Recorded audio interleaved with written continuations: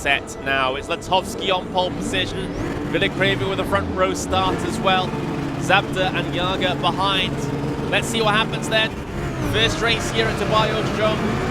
Round 3 of the NGK Spark Plugs eSports Cup. We're off the way, charging down towards turn number 1. Preview might end up being challenged here for P1 immediately down in towards turn number 1. He has his fellow Mercedes in tow, but he's also got the Porsche looking around the outside. Meanwhile, that Porsche, Zabda, has to be looking behind now because Latovsky is going to get absolutely swarmed here from P1 down to P3. That was a poor start from the Mercedes, and now, well, it's covered it all up and trying to charge on. Oh, we've got a crash in the back. Peter Daniel, Matteo Catalan, all tangled up and still making bits of contact as they try to recover there.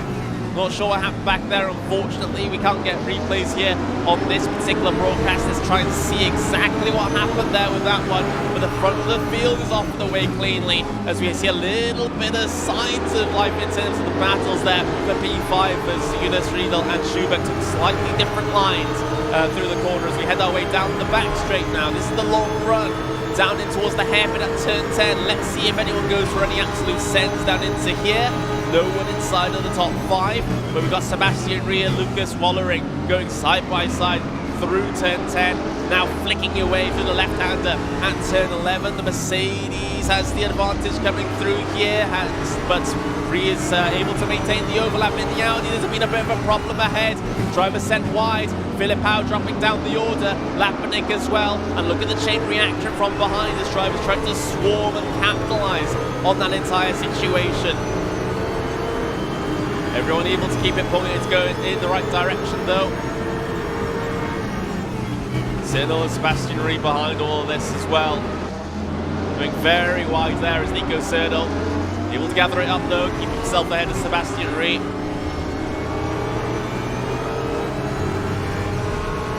Playing the first lap now, the order, Vilek Kravy. P1, we've got Baris Zabda in P2 and our pole position sitter, Cody Lasovsky in P3 here as Zabda looks down the inside. That looks like a big show of the nose for the Porsche. No commitment to the move though. And it allowed Lasovsky to just try and lock onto the back in the Mercedes. Make himself very, very big in Zabda's rear view. Remember, top 5 in points just from these 2 races, ignoring everything else that's gone before, will get yourself a slot at Nordschleife for our finale. So, get yourself maybe 2 podium finishes, you're pretty much set, pretty much guaranteed. Easier said than done though.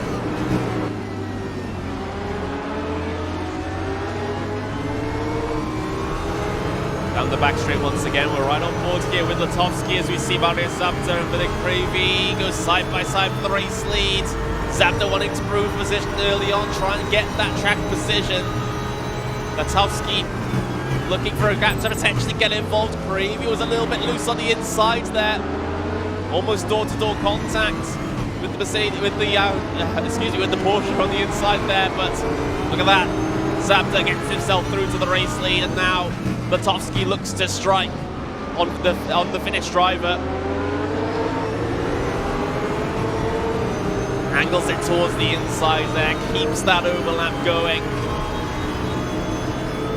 Kravy and Latovsky, the drivers going side by side here for the moment. Latovsky's the Mercedes on the inside. Yes, they have identical liveries. Yes, it's quite hard to tell sometimes what's going on. But Latovsky has been able to head his way through here. Is there any opportunity coming off the final corner here for Vilek Kravy? Well, he has a little bit of a run. He has a little bit of momentum. This battle's not done just yet as Kravy looks to the inside in towards turn number 1. Battle for P2 on your screens. Soren Jager is in the red Mercedes behind. No overlap for Vilek Kravy to work with. Still battle through turn 1 though. This is Lucas de B versus Rokas de B, versus Lucas Vollering. De B is able to head his way through the Dutchman. Oh, and there's a bit of contact. Lucas Vollering slides and comes to a stop through sector 1. Has to spin that car back around. Got to be careful with the rejoin here as well, but thankfully he found a bit of circuits offline to rejoin in, and straight into a battle he goes. with Christoph Nagy. Keeps himself ahead of the pack behind. Oh, it's a big slide, and a couple of drivers having problems. Nagy's around, and Marcel Hulak as well in the Porsche. Problems keeping it on the grey stuff. They were involved in a bit of a battle. And now they're shuffled all the way to the back of the order. We haven't had any retirements just yet, by the way. It's surprising considering how many spins we've seen. It's a battle at the very back of the order here between Christoph Nagy and Matteo Catalan. Nagy attempted to go around the outside once again, but the car just snaps on him and he loses a bit more ground.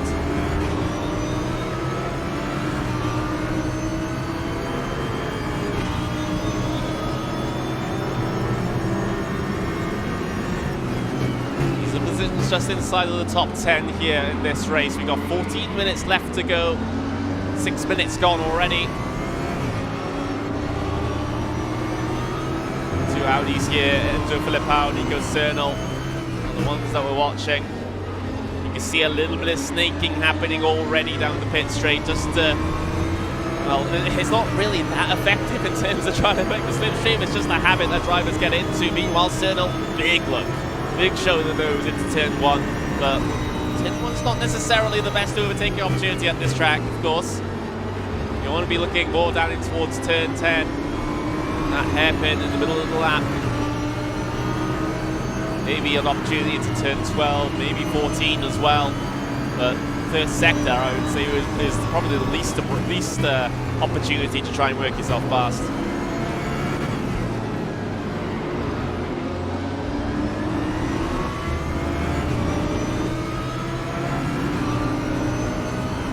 Closest on battle on track is this one now.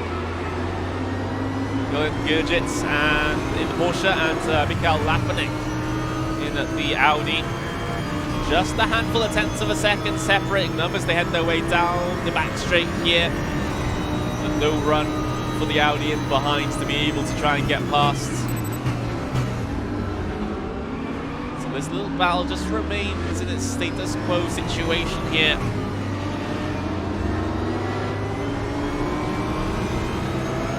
Calming down a significant amount. Of course, we had a little bit of a hectic start with lots of side-by-sides, with drivers actually dropping towards the bottom of the order due to spins and contacts, but like I said, everyone's still running. No retirements here just yet. Marcel Hollock is the last running driver, down in 25th place there.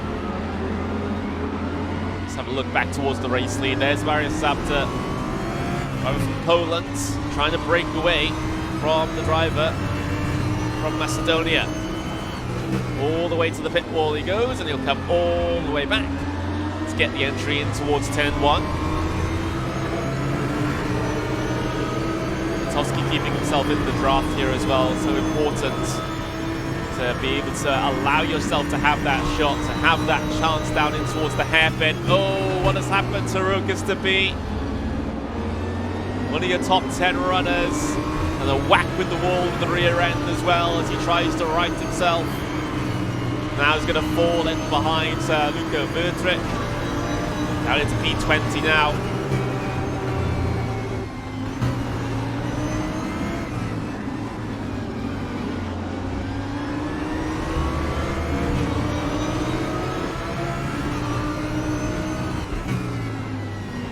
Zabda continuing to pull the gap here on second place. 7/10 of a second now as they head their way into the hairpin.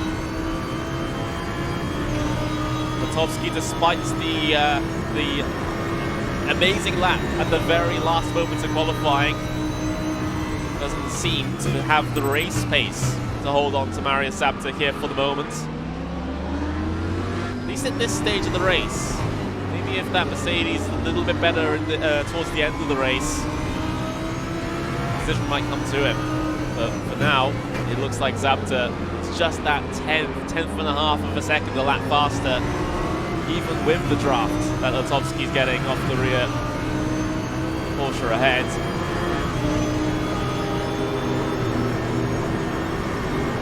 See how much they're pushing as well with the track limits.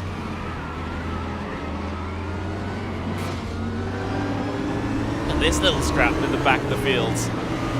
Georgiev, Vollering, Dmitriev as well, all involved in this one. Dmitriev has been able to get himself a little bit of an overlap here on Vollering. Is able to send it down the inside there through the final corner, and Vollering has to wash out into the runoff a little bit. Rejoin the circuit in behind, maybe continuing the battle if he can.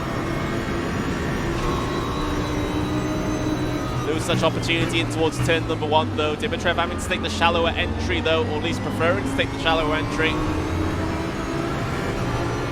Through the S's section here through sector 1.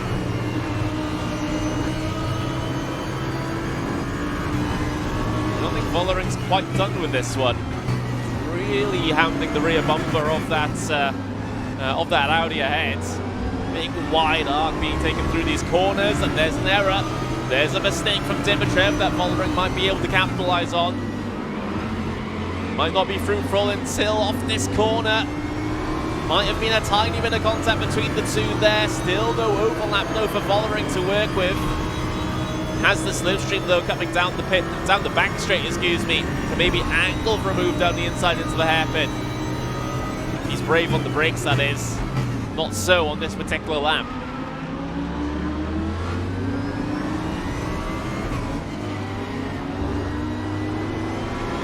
Jack has come down a little bit for the race leads. Less than half a second now, actually less than 4/10 of a second between Mario Zapta and Cody Lutovsky. Maybe, oh, there's a spin. Villacravy has had an unforced error from P3 from a podium finish in this race, and now he's going to drop outside of the top 10. We saw it at the very back of shot there. Absolutely no one around him, and he drops it. So if he had any hopes of automatically qualifying from this round, then, well, that likelihood is so much lower now. Of course, he's still top in terms of the points that with drivers that have not automatically qualified. Well, that's simply something that you do not want to see. Completely unforced error there on Villacravy's part. Leaves us with a 2-horse race in the front.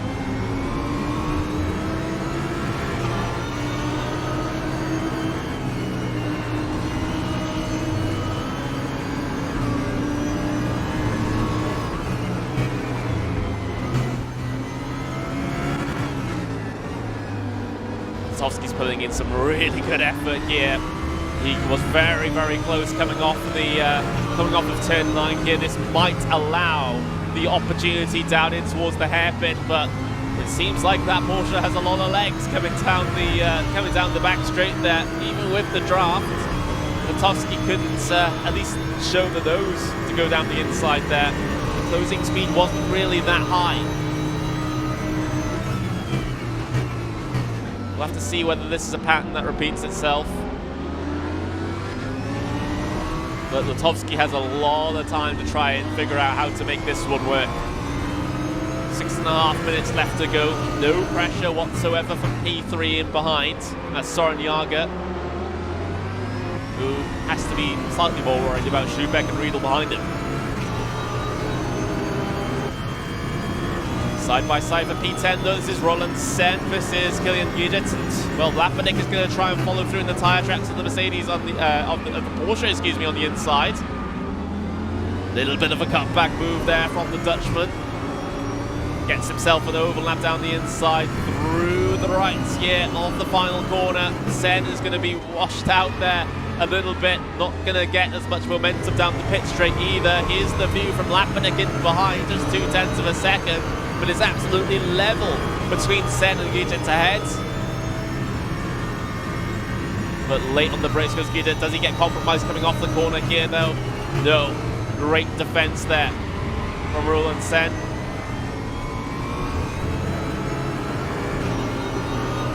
Keeps himself in that 10th place, despite all of the pressure being piled onto his rear.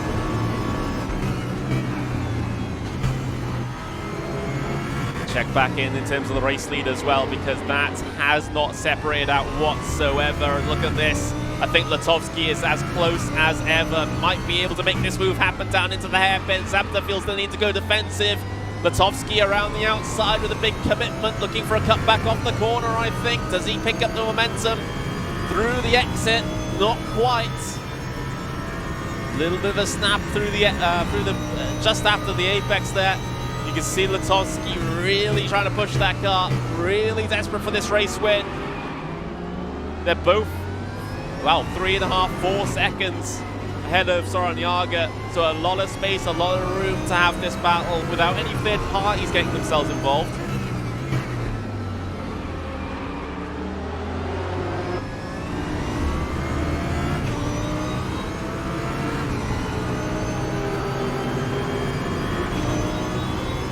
It seems like that Porsche was very, very good in the very early portions of this race, but the Mercedes at the back end of 20 minutes seems to have come alive.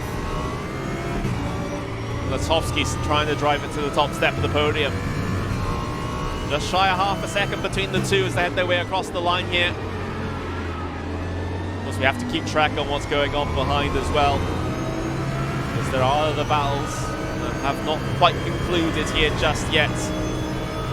Especially one for P5 that is, well, I mean, I guess you can make it for P3 here at the moment because that little pack has caught Soren Jager. The changes might happen back here as well. Have to keep an eye on it, especially on the final lap with last-ditch attempts from the hairpin.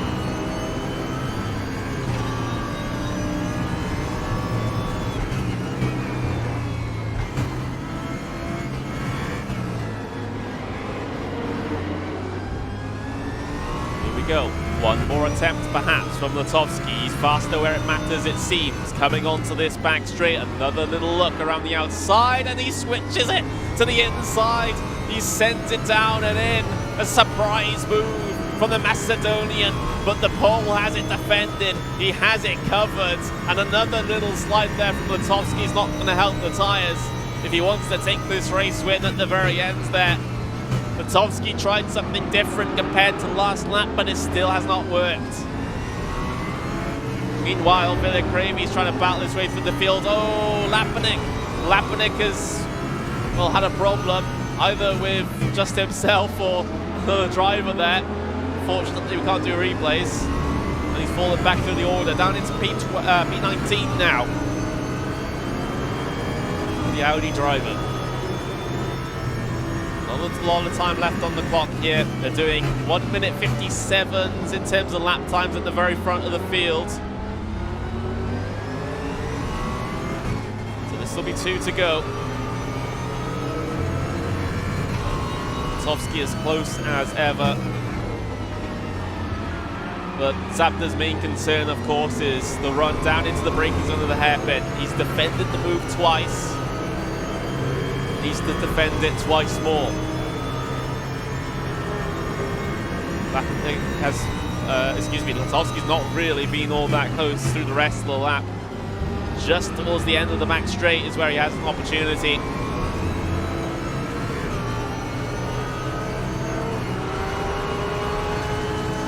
Right on board, looking back from Mario Zabda. Porsche versus Mercedes here at the end of race 1. And I don't know who to pick out of the two of them. Gap a little larger coming down the back straight this time around. So unless Latovsky wants to go for an almighty move here, this will remain Zabda, Latovsky in that order for at least another lap.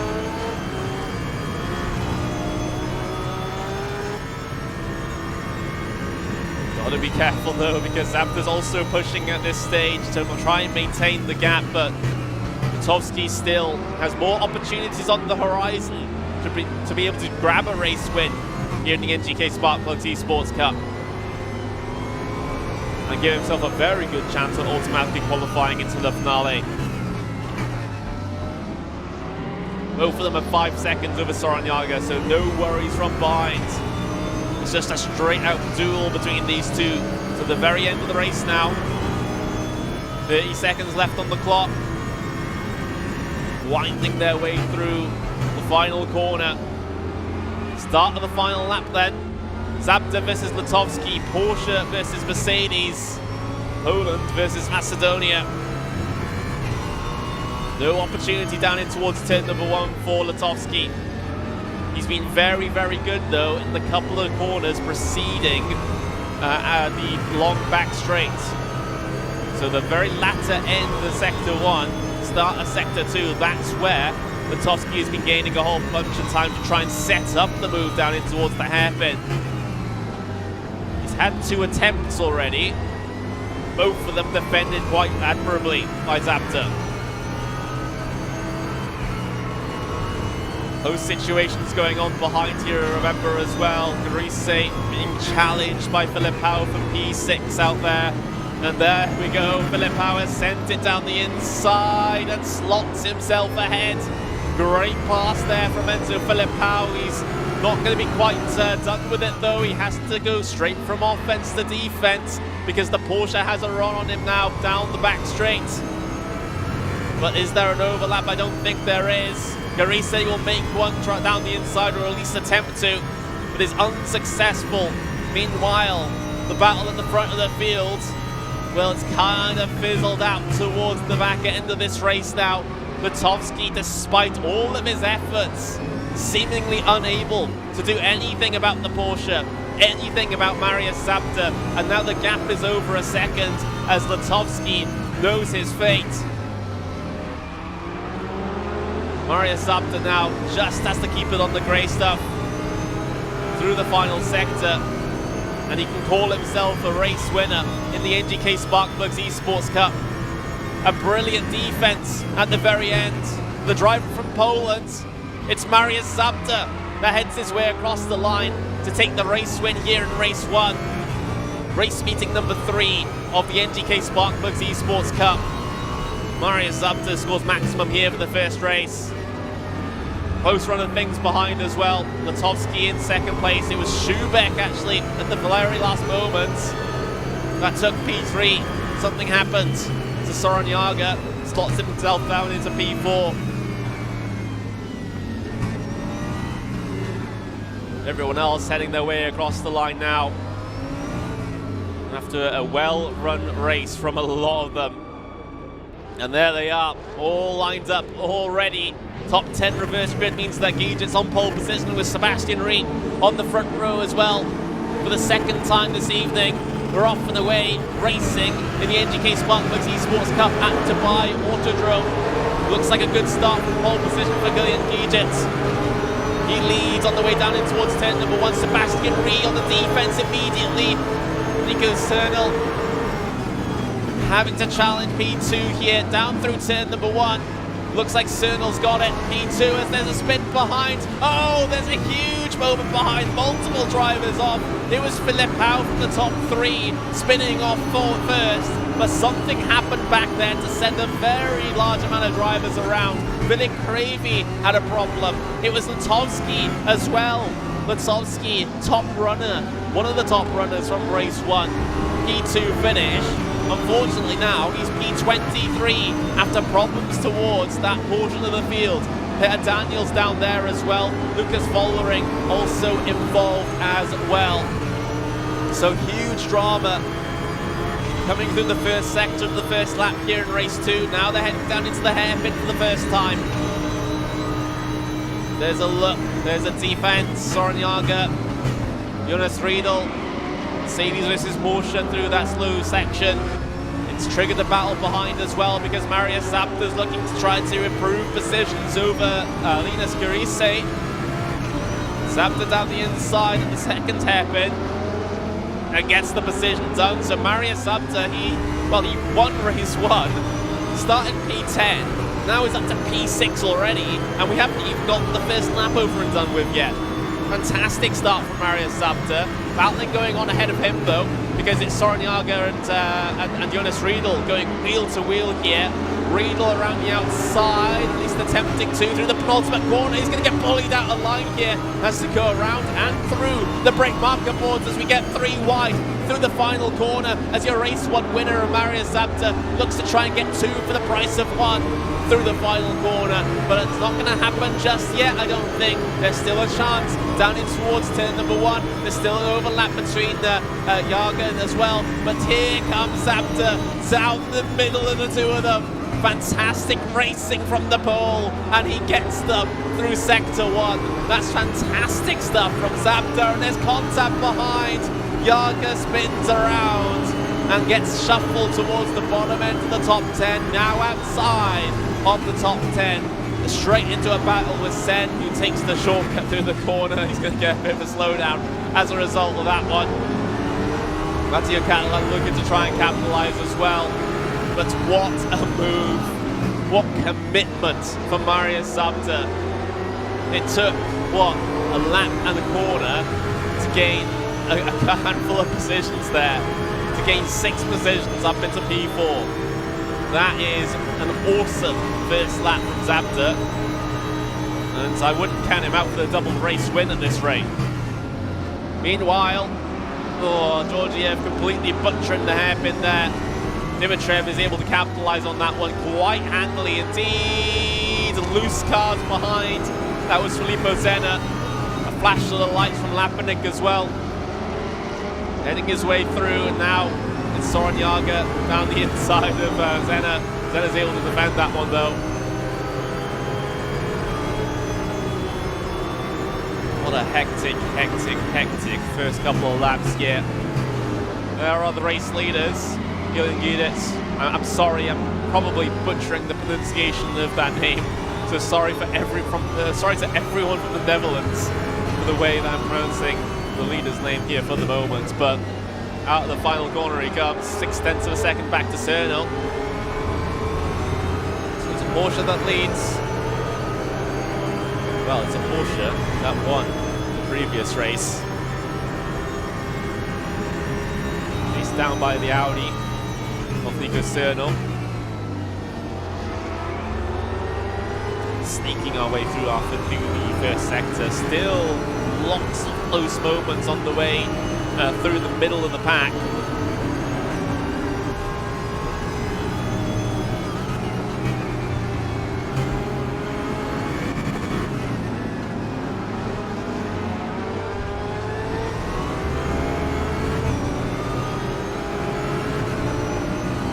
Problems towards the very back of the fields though. I think Matteo Catalan had a spin or some form of contact, and now he's got sent to the back of the running order.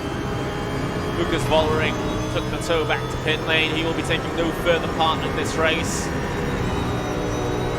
Perhaps due to damage that's a bit too terminal. Meanwhile, Lucas De B, commitment down the inside of the Audi.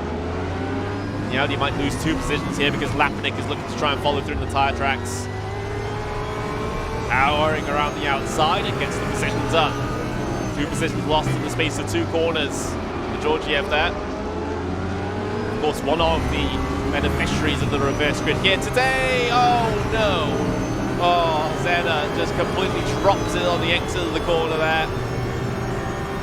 Sliding around a lot. Lots of drivers been sliding around the lot here today. Believe it or not, these guys have traction control. You wouldn't have thought so, with the amounts that drivers have been having problems. But as is the case here in race room, drivers do tend to turn the traction control down as much as they can feasibly get away with. Because having it run at a high setting actually does lose you a decent amount of time. That's the risk you run when you run it too low. Problems coming off the corner.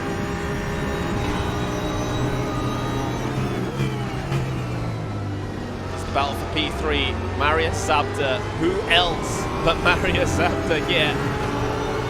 All over the back of Sebastian Riedau. Winner of the first race. Started P10 here in race 2. Got 4 positions by the time we got to the first corner of the second lap. And now he's looking for one more to try and get himself on the 3rd step of the podium. And within sight of the leaders as well. That's the ridiculous thing.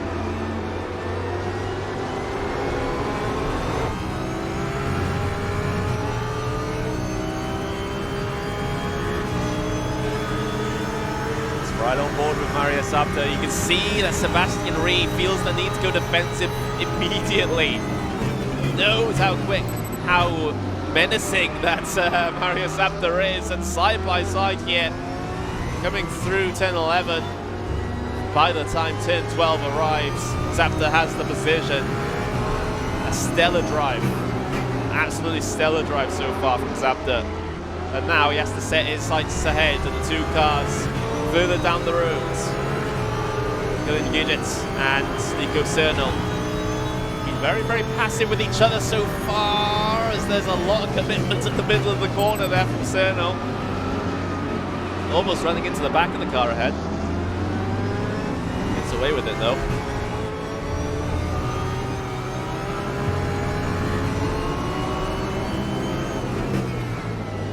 That was a poor drive out of the final corner there for Gidget, so might not be under threat in turn one here, but felt the need to go all the way to the pit wall to try and stunt the run of Cernal. Battle in behind though, Sebastian Rea and Jonas Riedel. Riedel gets the position done. Switch back through the first sector though from the Porsche. Riedel trying to force his way back through, but finds no success in doing so.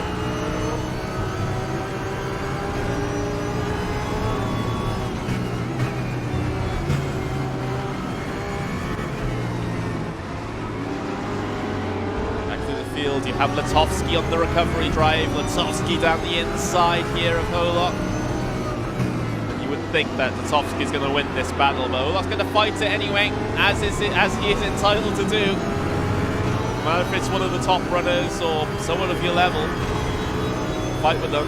It's a battle for precision in the end. Latovsky gets disposed of Holok pretty quickly here. We go towards the halfway point of the race now. Latovsky having to angle to the inside slightly to keep the position defended, and oh, that's Georgia pushing very, very wide. Was that a mistake or just attempting to let Latovsky through? I think it was a mistake, as Latovsky still being aggressive with it. The flash of the lights in frustration from Georgia behind shows his appreciation or lack thereof of the move.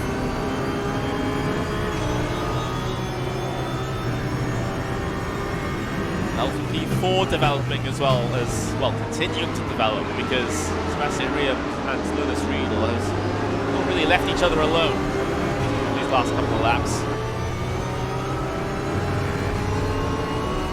After the race lead coming in slightly as well, might materialise into a bit of a battle once again. Bit straight to go. Cernal's going to have a bit of a run here down in towards turn number one for the race lead. Taking the big wide arc through will gain him a little bit of momentum on the exit, but with these switchbacks through sector one, it's hard to make anything of that. Geared gets himself ahead for now. Zabda on the back of this one as well. A lot of differing lines being taken through. Turn 7 there as well, now in towards turning, in towards turn number 9. There's the move around the outside. Oh, he's overcommitted to Cernal, completely overcommitted, and gives a very easy position to Marius Zabda. Not sure where the logic was there, I'm afraid, to go around the outside at turn 9. Maybe outbroke himself a little bit. Lost a significant amount of time now, 1.5 seconds behind Marius Zabda, out of drafting range, and leaves us at this 1v1 at the very front of the field. Zabda looking for the double race win here at Dubai Autodrome, the third race meeting of the NGK Sparkman's eSports Cup. Will he get it? Well, I think it's pretty likely. Especially with 8 minutes and 30 seconds left to go, and a little bit of a shot to the back bumper as well. A little bit of aggression coming out here from Zabda. Not sure if it's really warranted, but there we go.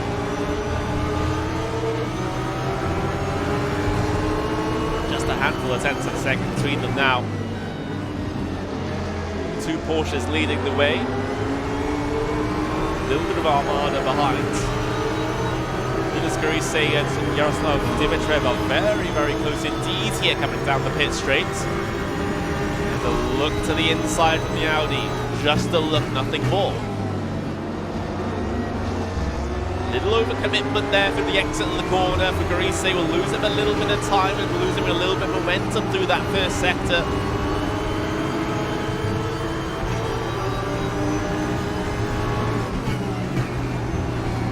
These positions were major points, of course. Even if you might not qualify yourself as one of the top 4 points finishers from just these 2 races, you still have that chance of qualifying in through the best of the rest, top 16, I'll call it.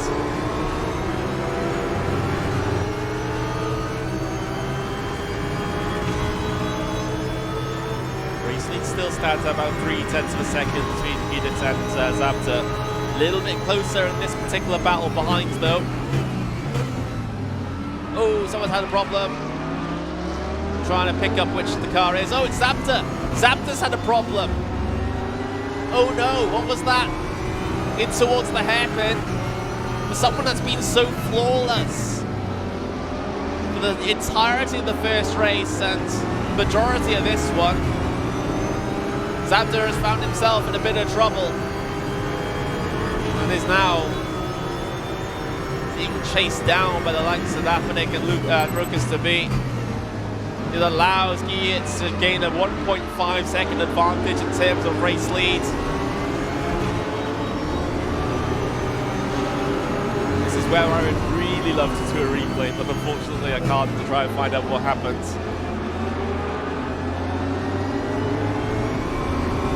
Zabda now, I don't think he has any damage. We'll get a little bit of a closer look as he heads his way down in towards turn number 1 here. That'll give us a little bit of a better idea as to whether that car is healthy or not. It looks okay to me.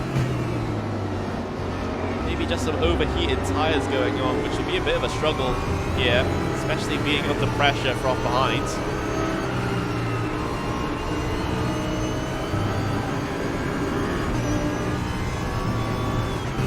Huge drama indeed, because, well, Zabda, he's made his life a lot more difficult now. He got the maximum points, he got P1 in race 1, was looking pretty good. Just to finish P2 in this race, he would have been automatically qualified. He didn't even necessarily have to go for the race win here. P2 would have been surefire away to get yourself qualified into the final round of the season. Now, it's not guaranteed. Of course, it's still very likely, but it's not as guaranteed as it would be if he just sort of parked the bus and finished in P2 or even P3. So this changes the complexion of things a little bit. Yes, he has the benefit of a lot of the front runners in the previous race not having fantastic time. He's still ahead of Soronyaga. He's still ahead of Latovsky by a couple of positions. So it may not be as bad as I'm making it out to be, but still, it is a little disappointing to see unforced errors in such a situation.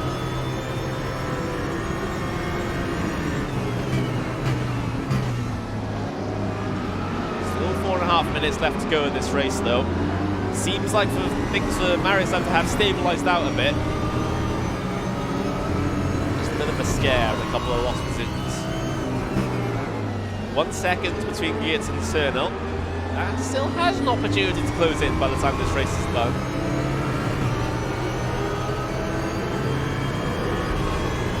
But how hard does Cernel push here, especially having seen Zabda make a meal of it.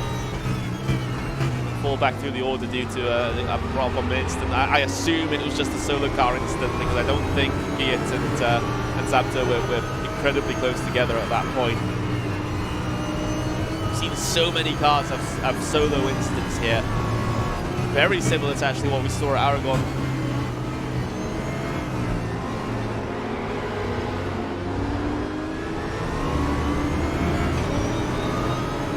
A little bit of an interesting definition of track limits there from Lapanik, and Rukas to be saw that and gave him the flash of the lights. Of course, stewards, if there's any penalties from incidents or track limit infringements and things like that, they will investigate things after the race and apply penalties as required in the form of time penalty. And nothing will be done in race for any incidents, as we've seen Lucas to be apply the pressure every which way on that Lapanik, but Lapanik keeps himself ahead for now. Gap has come down for the race lead a little bit. Now 7/10 of a second when it was previously 1 second. So Cyril might be pushing on here to try and get that race win, but we've already seen how dangerous that is.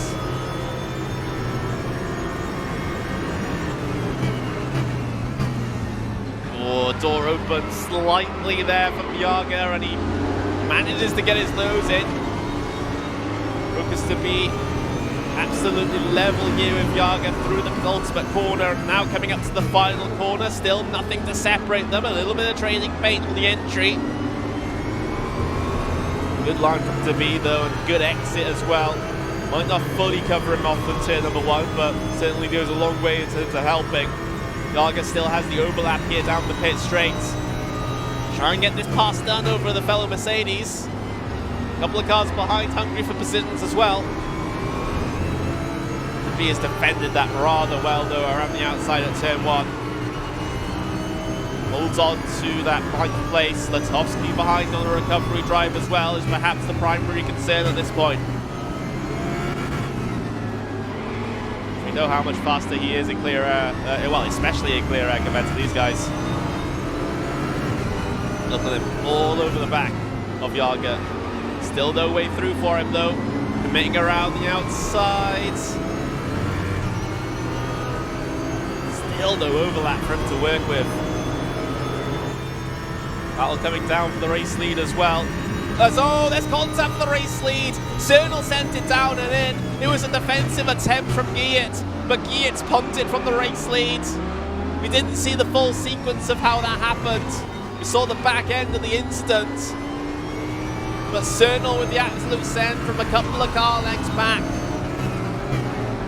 And it results in a change of a race lead once again. Giet falls down into 4th place here, with 37 seconds left remaining. Will we get the extra lap here? Will the race end here? I think we'll get one more. In fact, I know we'll get one more. That's not a way we want to see battles of the race lead end. Of course, we cannot pass judgment here. That's something for the stewards to do at the very end of the race. But 10 seconds left to go. Start of the final lap here. Not only of this race, but of the evening at the Dubai Autodrome for the NGK Sparklers eSports Cup. Unresolved battles. We got Dmitriev and Zabda fighting it out for P6. Zabda's taken a lot of our airtime here today, and there's a bit of contact between the two through the S's section. Zabda's going to lose out in terms of that one. There might be a battle for P2 on here at the final stages as well. Cyril is clear by about 1.1 seconds. Second step of the podium still has a question mark hanging over it. A flash of the lights there from Garisi. Universal signal of discomfort from racing drivers. Down the back straight they come. I don't think Greece is really going to be close enough to go for the move down into the hairpin. Stays in line. Late on the brakes regardless though, brings him right up to the rear. But there is not a lot of opportunity to try and get yourself past yet after this point. Not impossible, of course.